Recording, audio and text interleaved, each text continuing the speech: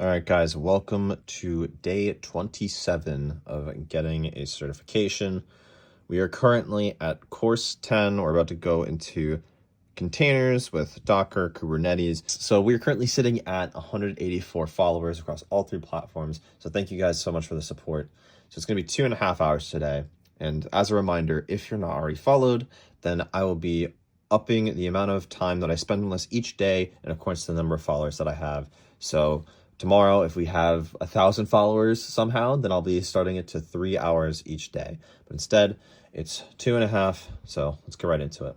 So today was spent, as I mentioned earlier, on containers, Dockers, and Kubernetes. So basically, think of a container as, instead of running your application as a server in and of itself, it instead is being run elsewhere as it's deployed on another cloud service or something like that. And Docker files are the way to configure that container and how you want to deploy it. And lastly, Kubernetes acts as a way to make managing containers and deployment a lot easier. Anyways, back to present me now. All right, so we have just finished for the day.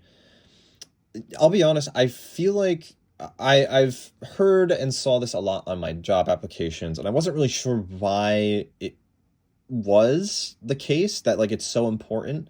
Especially I've had alumni come into my classes in college and talk about how important these things in particular are.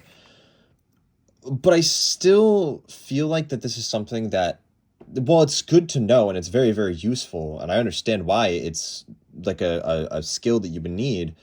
This isn't something that as a computer science student, you would learn this. This is something for software engineering, for example. And even then, this is something you probably could teach someone in a day or two of work, and they'll be able to know what they're doing with this.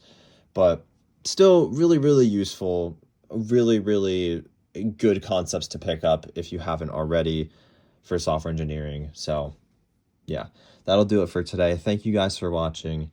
Follow for day 28 if you're interested in this type of content, and I'll see you guys tomorrow.